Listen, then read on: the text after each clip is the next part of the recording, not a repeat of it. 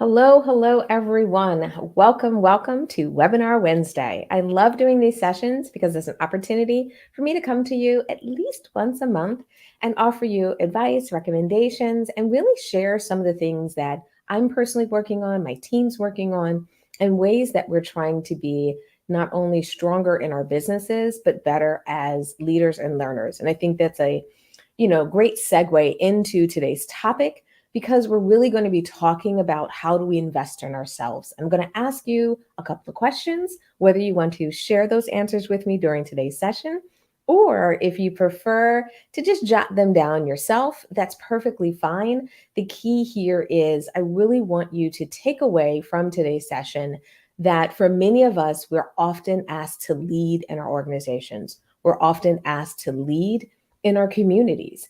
Sometimes that means being called to get on stage. Sometimes that means being in a situation where you're writing a think piece. Or in other situations, you may be leading a small team or a team of freelancers in your business or your organization. But the counterbalance to that is to really be a great leader, to be a great entrepreneur. We have to invest in the learning side as well. We have to invest in ourselves and make ourselves stronger, better, and continue a cycle of understanding that the stronger and better we are, the more we can give to our community, the more we can give to our team, and the better experience our customers and our clients will have. So, with that, let's dive into a couple small things and maybe even some small logistics before we get into the slides. Number one, for some of you, maybe this is the first time you're joining me for a webinar. So welcome. It's wonderful to meet you. I really love doing these sessions because I have a huge passion for marketing, business, structure, and I just love an opportunity to share it. I've been running my business since 2009. Oh, that feels like it's eons ago. And obviously, I'm a vegan myself for over 15 years. So, what I try to do in everything that I present during these sessions is bring a little bit of personal touch to it, talk about some of the things that we're doing, and talk about why this matters in our space as vegan professionals. So, let's start talking about today's topic. You know, do you invest in you? I'm going to ask everyone that question as our kind of foundation to today's discussion because for many of us, the answer might be no. For some of us, it might be kind of or sort of. And some of you, it may be an absolute yes.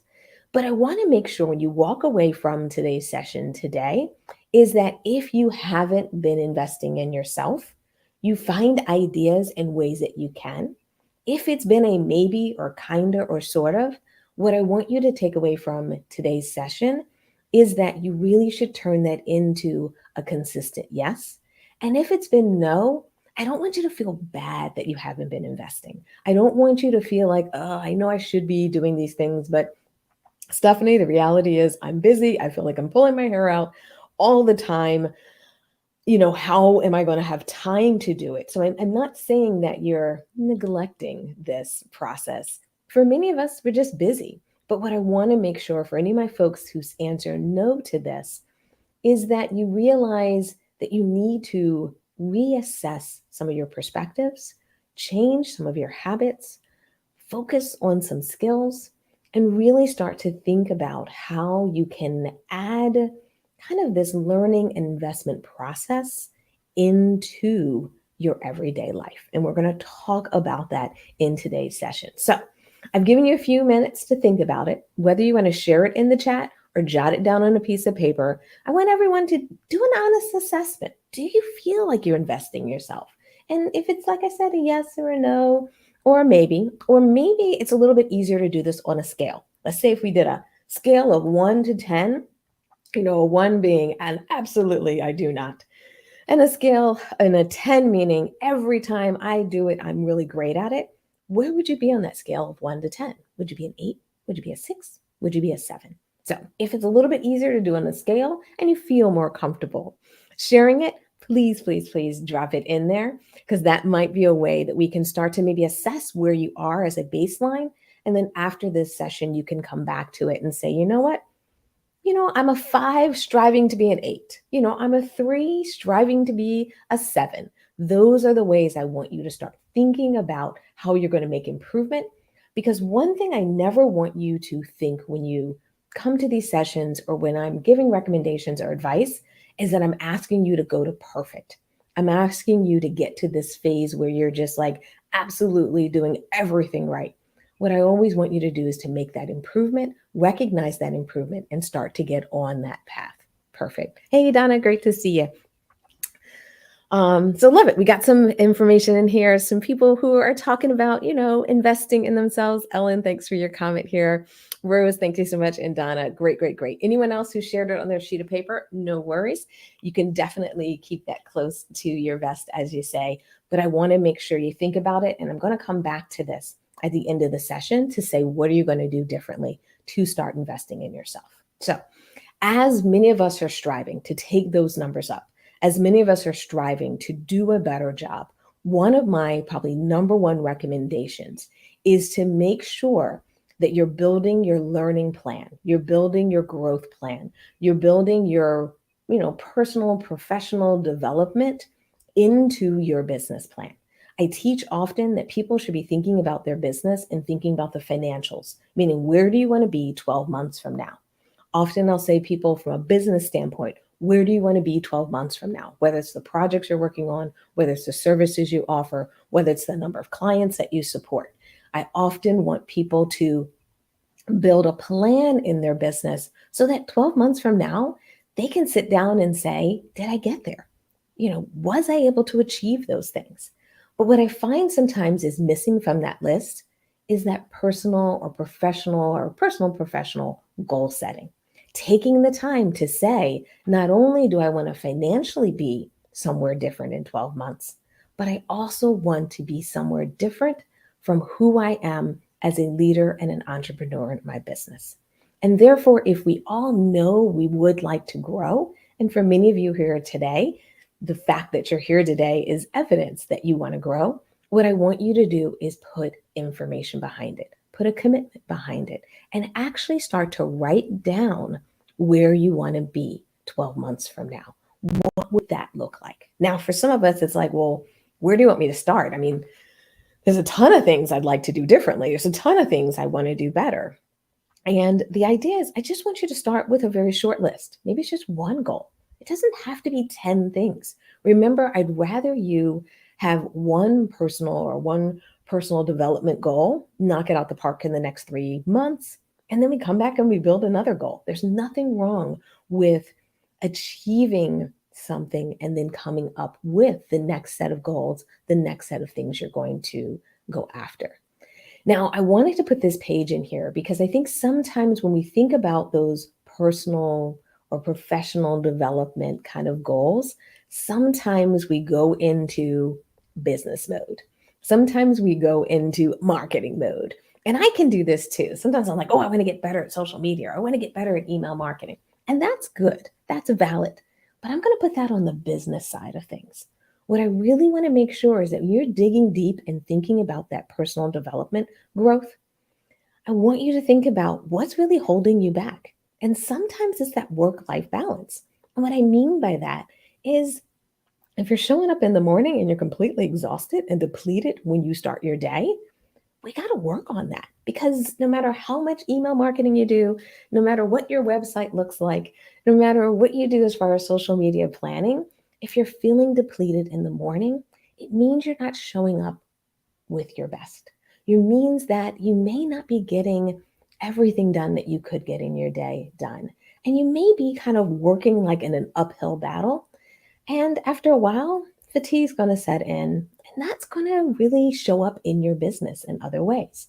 So why not dedicate some time and some effort to changing that, to really restructuring the way that you either get a good night's sleep, whether you change the way you have a maybe morning routine that helps you level set so you don't kind of come in with meaning, baggage from the day before into your current day. Or maybe it's just even having a discussion with family, having a discussion with a spouse, with people that maybe you're living with to help kind of smooth out how things are done to make sure that you feel supported in your business. These things are so crucial and really can make a big difference in your ultimate success if you take the time to invest in it. Now, we can also have things on here like networking and writing. We can talk about presentation skills. We can talk about learning, something from a technical standpoint. But the idea is I really want you to think about what would that be. So, I love interactive sessions. So hopefully some of you have a sheet of paper out and I want you to write down 12 months from now, what do you want to work on? Now, I'm going to give you more ideas. So don't worry, this is just a preliminary exercise to get you to start thinking and brainstorming and considering what you would do. But what are some of those areas? What are some of those things when you look at these kind of 6 boxes on the page? This is just a suggestion to get you started as an idea. What would be something you would like to work on? And 12 months from now, how would it be different? Because I don't want you to just say, generally, I want to write better, or I want to I want to be on more stages again, even if it's virtually. I don't want you to say that, I just want less stress. I want us to define what that means. What is stressing you right now? What are you feeling right now? And how would we gauge 12 months from now how it would be different? How would we actually be able to say yes? Somebody just mentioned that there might be a sound issue. Can everyone hear me? Okay. All right. Thanks, Ellen. Nancy, yeah, if you can just maybe sorry, I had to push a different button. Oh, okay. Perfect. Thanks, Nancy. All right.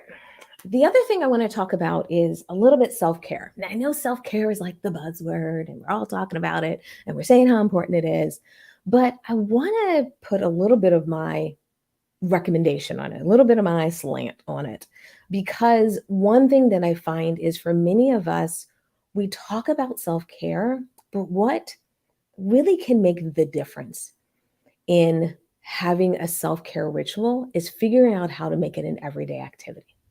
And I bring that up because, for many of us, when we think about self care, we think about doing some big, maybe lavish thing or something, huge that's like, this weekend, I'm going to do a retreat or I'm going to go away. And we need those things. I need those things. I just recently did that for my birthday, a couple of weeks ago, where, I got away and I needed that break. But what I'm also finding is so that I don't need those big activities, those big breaks, those big kind of shifts to help me reset, what I'm realizing is I really have to figure out what am I doing on an everyday basis that makes my kind of work life easier, but also is a recognition of me doing that self-care and taking care of myself. And even if it doesn't sound flashy, doesn't sound cool, it doesn't sound like, or ultimately it wouldn't necessarily be like a picture in Instagram that people would be like ooh and ahhing over. It may be something really basic. And like for me, I'm going to show you my little glass. For me, it's like having water. I can't tell you how many meetings I go through in a day and I'm exhausted and I'm mostly dehydrated. You can get to that point and that exhaustion is just because I'm not drinking enough water in the day. I love it. Ellen's got her water. I think Ellen, we might have just done a cheers, didn't we? All right. So, it can sound small, but those things can start to make a difference for you. It can even be as small as I do this thing where the pens I use for my notebook, I always use colors because it's just a way to brighten up my day. Because yes, I can use a black pen just like everybody does. But when I'm using my colors and they're all different colors. Oh, Ellen, we're like so in a zone today. I'm loving it. But when I start to use things like that, what happens is it just adds a little bit of fun to what I'm doing. So find a way that you can bring those things in. Find a way that you can take a break from all the hard work, all the great work you're doing, so that you do have these serenity moments, whether it's making sure you're taking time off on the weekend or is making sure that you're incorporating things into your natural routine. All right. So we've talked about self-care. We talked about building a plan. We talked about where we want to be. But when I also think about becoming a better entrepreneur, sometimes I want to talk about some really tactical things that we all need to work on. And I want to go through this list because, like I mentioned earlier, sometimes we think about the things we have to do in our business, but we forget that there's core skills that really help propel our business forward. And what I want you to do is I also want you to start thinking about how well you manage this skills, these four, I kind of call them power skills. And I bring these up because no matter how big or small your business is, no matter if you're new or you've been doing this for a while, these core four power skills matter. These skills, when you start to struggle with them or not build them or make them sharper and better, what happens is they can start to make it harder for you to run your business, especially as your business expands and grows. Because when we have some bad habits around some of these things, it just shows up as bad habits in bigger ways, as an example. So let's talk about some of these skills. The number one thing I would say is discipline. Now, I know discipline sounds maybe so stern, especially as, us being adults here in the room. But when I talk about discipline, I'm really talking about the discipline that you put in your business. And even if you're a solopreneur, what I'm talking about is when you create a structure, when you set the rules, when you say, this is how I'm going to run my business, do you follow your own rules? Do you abide by your own deadlines? Do you say, this is how I'm going to communicate, or this is what I'm going to do on social media? And then do you see somebody else do something and then you do it, which is different than what you wanted to do or the perspective that you wanted to do or how you wanted to do it. But you're like, so-and-so's doing it and they got a ton of views. Maybe I'll just go do it too. I don't want you to create a habit where you aren't following your own guidelines. Because when you do that, you create this turmoil in yourself. You create this situation where you're saying, this is what I want, but then you start doing something totally different. And when those say and do aren't aligned, and I mean aligned with what you want. I'm not saying what I say. I'm not saying what another business owner says or anybody says on a podcast. I'm talking about what you say. When you start to create that internal kind of disconnect between what you say you want to do and what you actually do in your business, that's when overwhelm starts to creep in. That's when frustration starts to creep in. And sometimes that's when you start to have a disconnect between some of these other items like execution and getting things done, because you're saying you're going to do this, but then you work on these things and then we really don't get done. What are those priorities? Okay. So how many people feel like you set your rules and then you follow your own rules? Or do you feel like there's some opportunity here? And I don't want to put anybody on the spot. You can just nod your head. You can just, feel it in your soul. But okay, I'm seeing some shaking the heads and stuff like that. All right. So there's an opportunity to do that. And if you're finding you're struggling with this, sometimes you just got to reset the rules. You have to sit down and say, what am I going to do? And I even mean this in the overworking me do. I have a really bad habit of this. And what I had to do is I had to start putting more rules in place on when I'm going to stop working in the day. I even have this cute thing where I have it's a little like Amazon, what they call dot, that, it's kind of like a Google thing or, all the little devices that we can like speak to and then they respond. I have one set up so that at 7:30 every day, music plays. And what it is it's a reminder to me to say, hey, Steph, time to wrap it up for the day. Because what happens is I'm working, and I lose track of time. And while I'm not trying to violate my own rule when I work later than 7:30, but what was happening is I didn't have a reminder for me. And I didn't have something that helped me follow my own rules. So by now playing music, playing songs I like, I play different songs on different days. It is kind of a nice thing that happens where I almost smile at 7:30 and say, okay, it's time to wrap it up for the day, because now I have a little bit of rhythm, tapping my foot a little bit, and now I'm able to do the things I'm actually saying I'm doing. All right. The other thing we're going to talk about is focus. We got to reduce the multitasking. I bring this up because so many of us think it's okay to like jump into one application, then jump into another one, then read some emails, then look at a text message. And the multitasking is really running you thin and ragged. Often what it makes you do is you have to restart. You have to often remember, where were you in that email? Wait a minute, where was I? Did I respond to that text message? So then you check that text message 3 times. And what happens is you tend to do a lot more rework or constantly revisiting things because you're moving from task to task without completing them, especially something like sending out an email. Sending out an email shouldn't take you an hour. So if sending out an email is going to take you 5 or 10 minutes, take that time, get that email out, move to the next task. You'll find that you'll be a lot faster. You'll also feel that sensation of getting something done, which will be motivation to get the next thing done. Because what can happen for many of us is we tend to like open up a whole bunch of projects and tasks at a time. And then everything we're working on is at like 30%, 60%, 70%, 80%. And we've never achieved that 100% so that you can ultimately feel the results of it.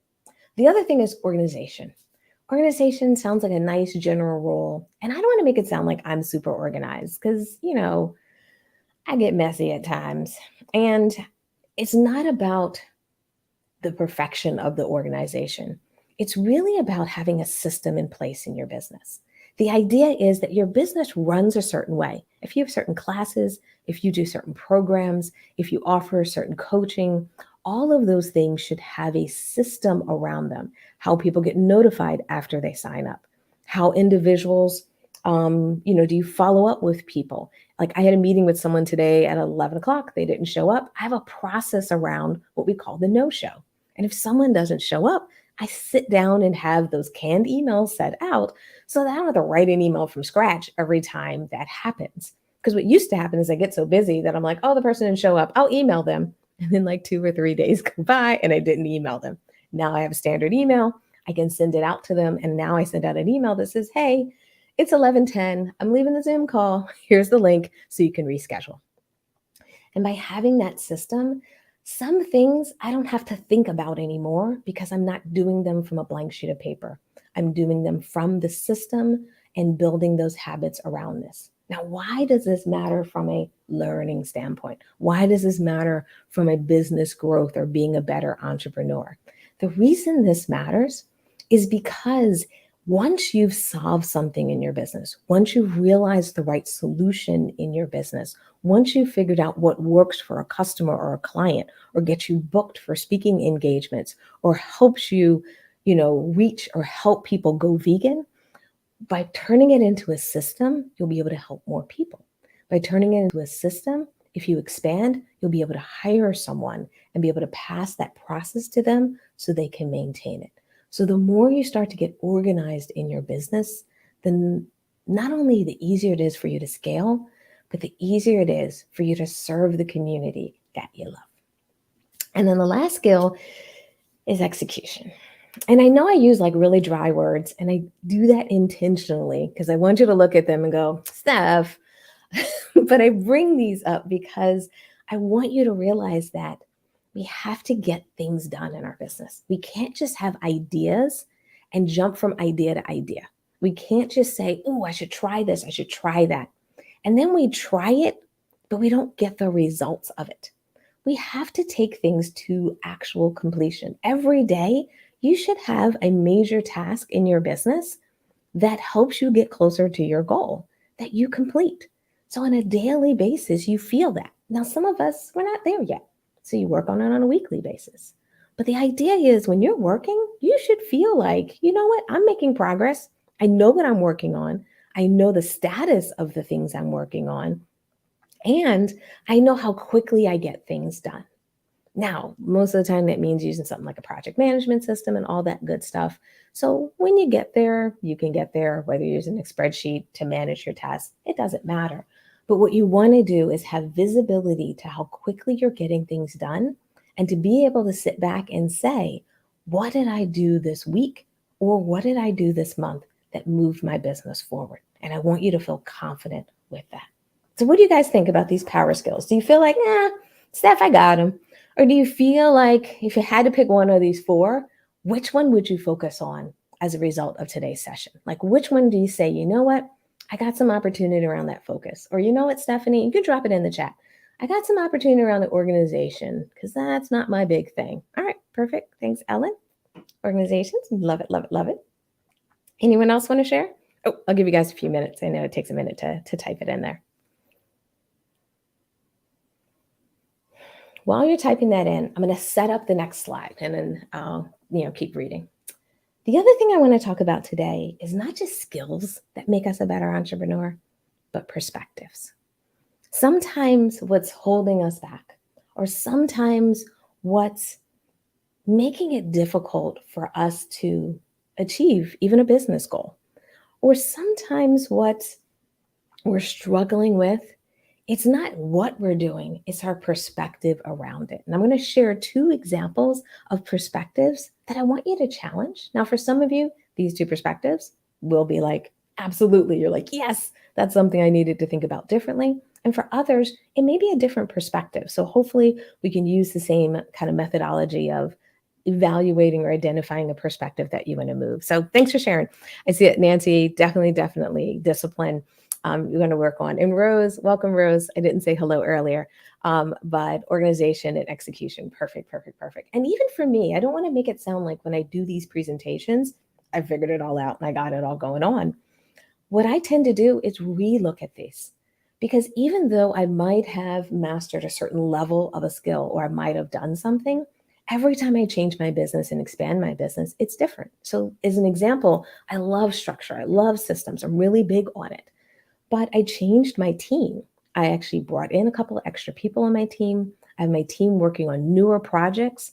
And now what I'm realizing is not only do I need a system that I live in, but a system that can work across team members. Now I'm realizing we need to publish, SOPs that, everyone in the team can access so they understand their roles. Now I'm realizing because, I used to do most of these roles, because I own step 1 through 8, I wrote down the process, but I never wrote down who should own it moving forward. So now I'm going back into these and actually saying, okay, I'm going to own step 1, 2. This person on the team is going to own step 3 and 4. Then I jump back in at 5. Then they have 6 and 7 and so forth.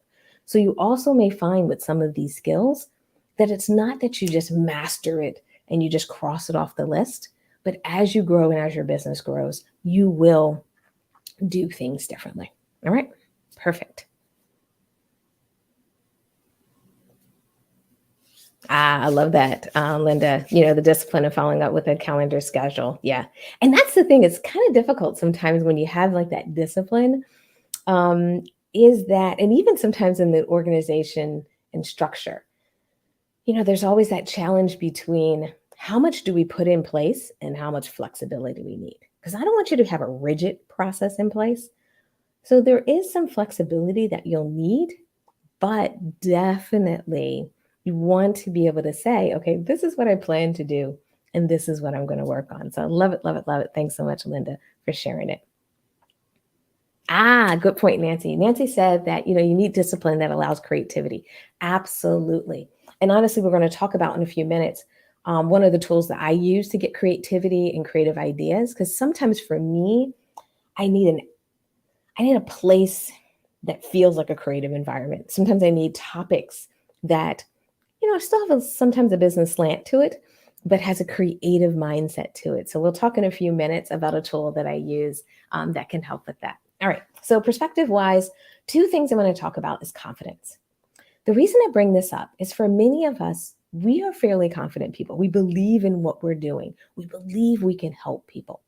But what can happen at times is as you run your business, manage your business, and also sometimes because we got all these lovely trolls on social media, and because we kind of compare ourselves to other people and what they're doing and how they're doing it, we can degrade our confidence. We can start to let doubt creep in.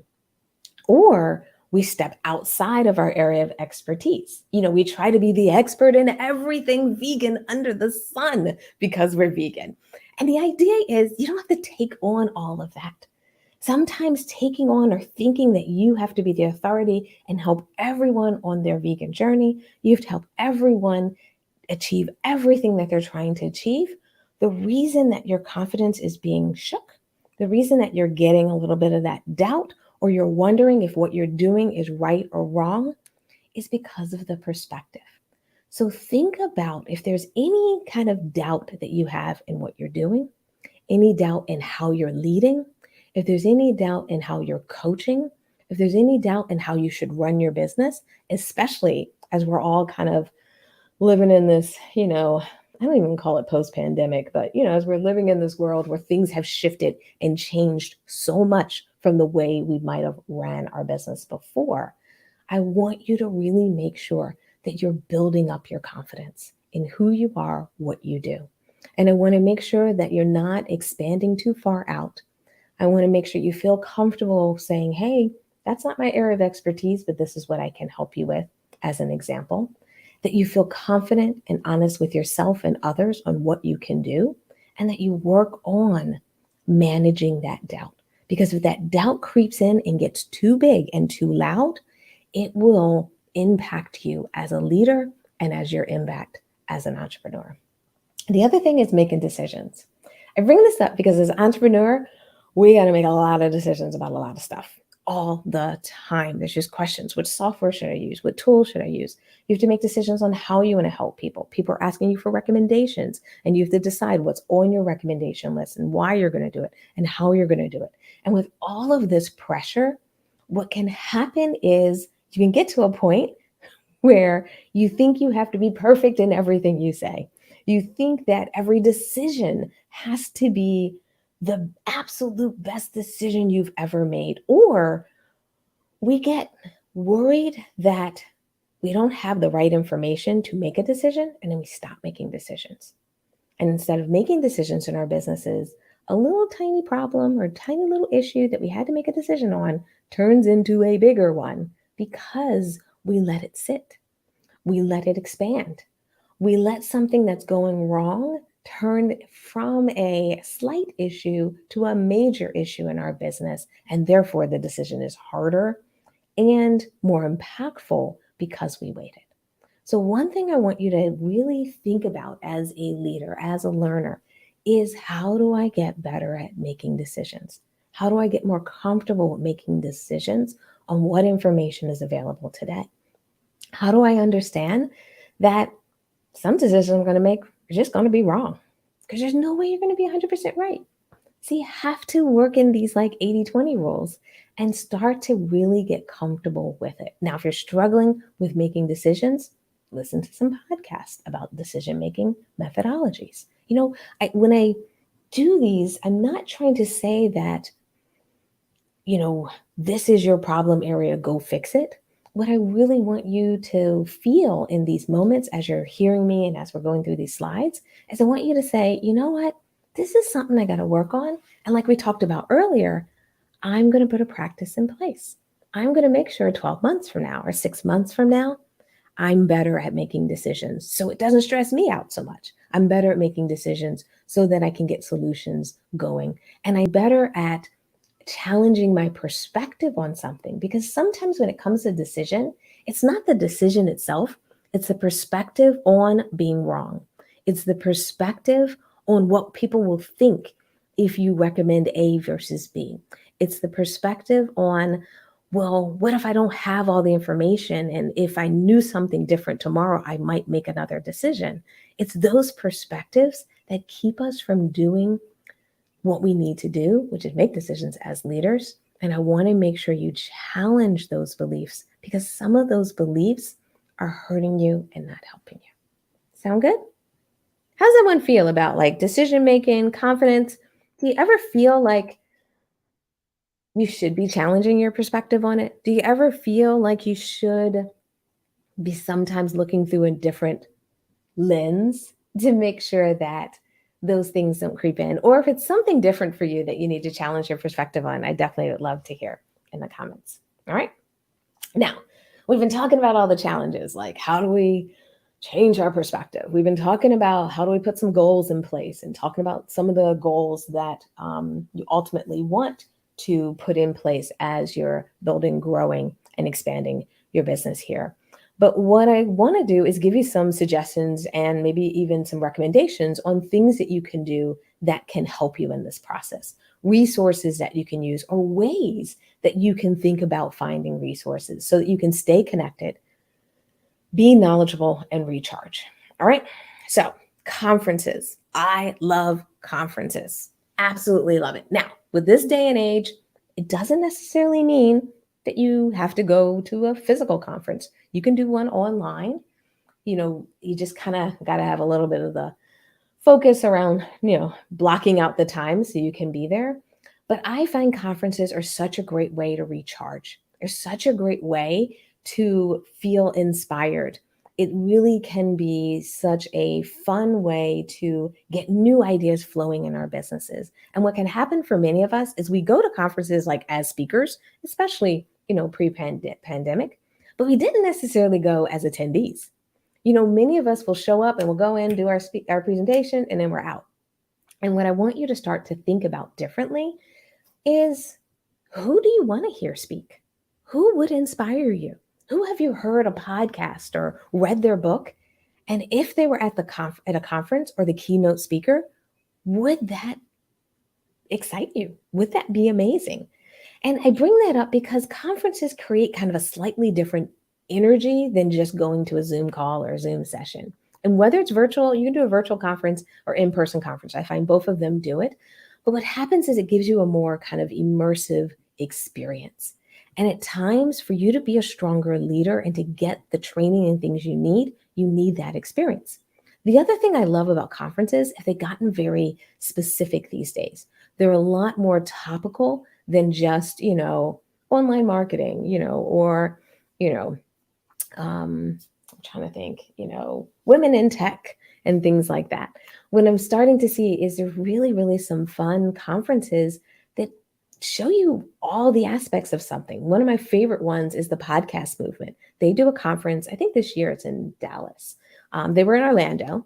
And what happens is they will talk about all about podcasting. So say you're a person who's like, I want to really get into podcasting. Why not go to a podcasting conference? StreamYard's a good example. StreamYard is software that I use for live broadcasting. I love live broadcasting. I love it as a tool. I use it a lot. And because it's something I use in my business and I want to get not only better at it from a business standpoint, but better at it personally, how I present, how I project, how I look at the camera, how I use the elements in there, how I handle comments. All of those things are tactics and tips that at these summits, they teach you. And many of these conferences, especially like the StreamYard one I go to, is a free one. Now, the podcast movement, they had an online version of it, so it was a little bit more expensive. And then this one, Jeff Walker, he's just one of the like online marketing gurus I really enjoy following. So when he had his conference in Orlando, I went.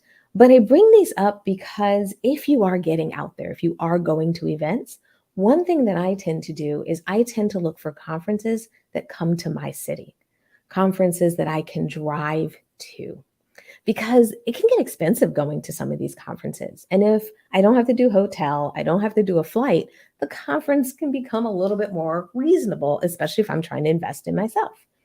And for some of us, depending on the cities that you live in, there's cities that are constantly on the rotation for these conferences.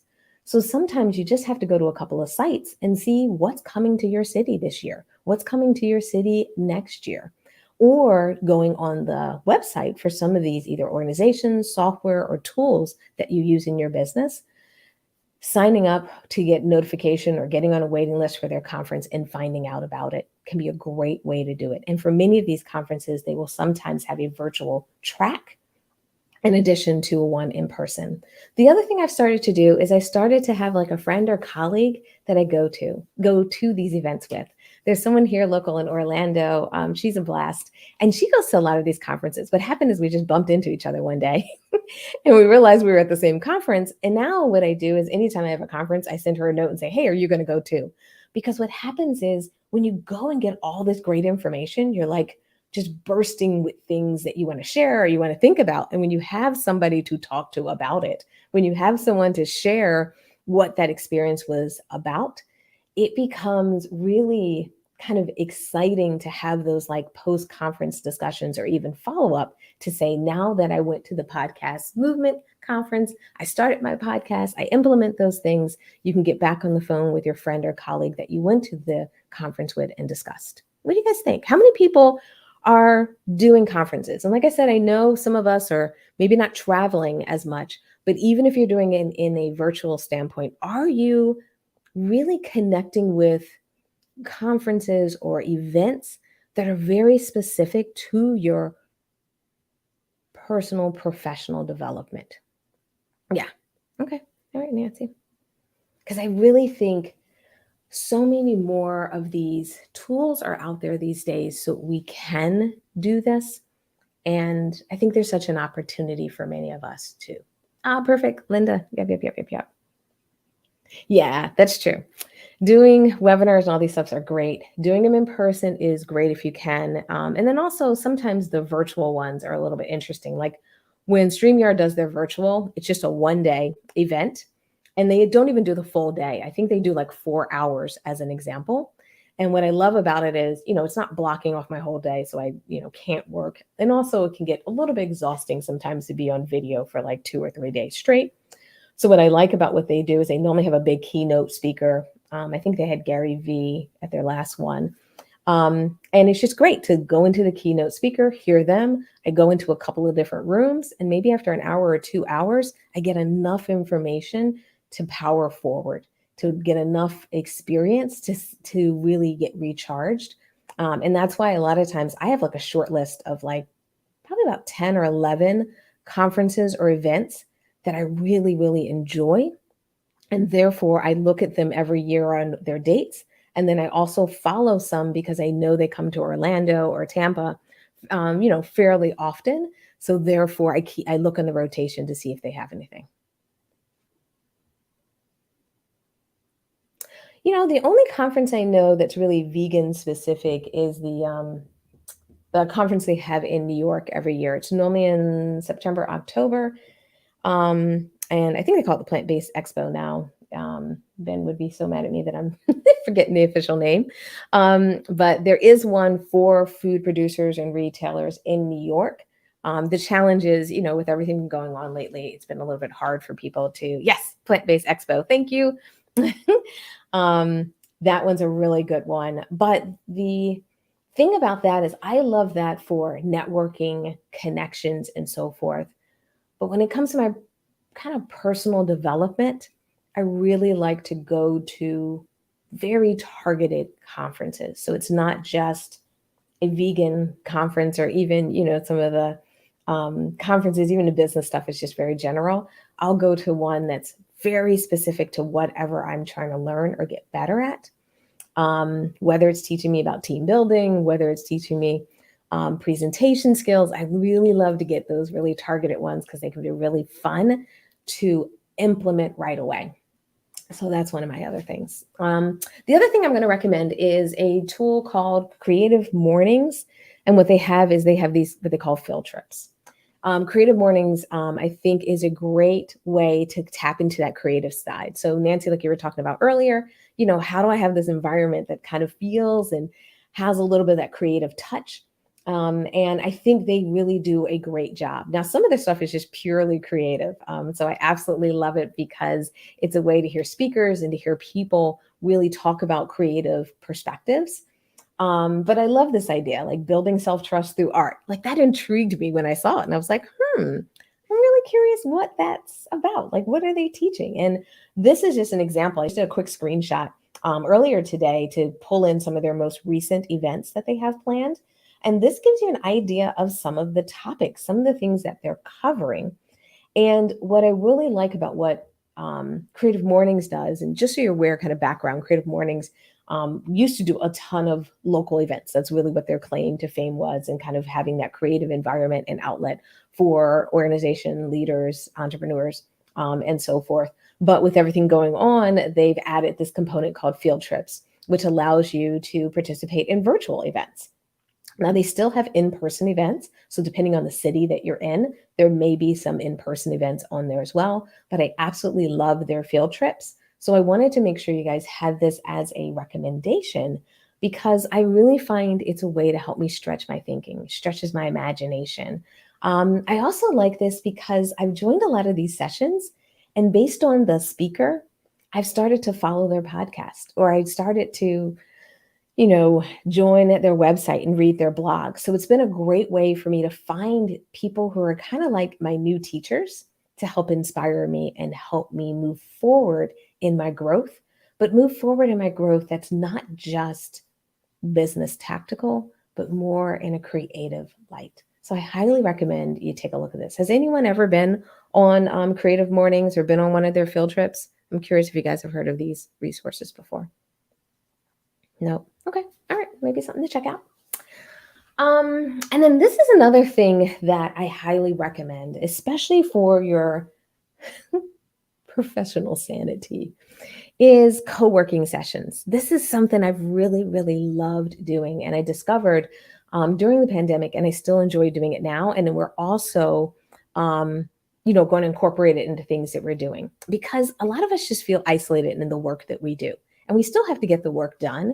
And while it's great to come to a session like this, to learn and to hear, sometimes you want to kind of like work with people or be around people while you're working, or have that kind of a little bit more of that in-person environment. Yes, Vegan Business Tribe, great organization, and they do this as well. And this is just an example of one of the groups that I joined. So that's why I'm showing this example here. And the group's actually in Ottawa. So I always come in as the American hanging out. But I just love, love, love what they do, because they help you kind of not only feel so isolated in what you do, but normally they start with like a little bit of a session where they normally talk about a recent book or something like that. They'll do a debrief about some concepts or ideas from that book. And then based on that, we go into your working session. Sometimes they'll do breakouts, so you can do a breakout if you want, but you'll go into the working session. They'll play music. Everyone's just working on their computers, working, working, working. And then once you finish working, you come back together as a group and you talk about what you worked on, what you accomplished. So it's a great way to not just work without that isolation moment, but to be able to go back and say, after 40 minutes or 45 minutes of me working, I want to share what I've done. I want to share my win. I want to share what I produced. And being able to do that, I find, is such a great way to keep the morale going, to keep your boost and energy up. And you also get to connect with people while still getting work done. So those are my 3 biggest suggestions to get you started. There's definitely more. I do listen to a ton of podcasts. There's just a lot of different things I do from a development standpoint, but I wanted to give you some place to start. I didn't want to give you too much to do. And I also wanted to give you some resources. So what we're going to do is we're going to wrap up the broadcast of this. So anyone who's hanging out in my live broadcast, thank you for joining. If you do have questions that I did not address, if you do have a question that maybe popped up afterwards, you can always send us an email at support@veganmainstream.com. And I just want to say thank you for joining us live. Everyone who's in our Zoom session, if you can hang tight for me, I'm just going to wrap up the live session, and then we'll go on camera and we'll chit chat and talk. We'll talk about some of the recommendations. We'll make sure if you have any questions that I can answer, I can do that for you as well. So hang tight. Just going to say goodbye to everyone who's on our live broadcast. Is great to see you as always. And if you're watching this as a replay, so glad that you jumped in here. And as always, we appreciate you. And we're hoping that in today's session, you feel a little inspired and feel a little more connected to building a process to improve, and also a process to really make sure that that learning, that self-care is into your process. So take care, everybody, on the broadcast.